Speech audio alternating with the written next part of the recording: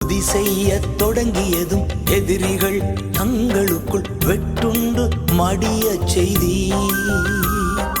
உம்மாலாகும் எல்லாமாகும், உம்மாலாகும் எல்லாமாகும். ஆகாதது எதுவும் இல்லை, உம்மாலாகாதது எதுவும் இல்லை.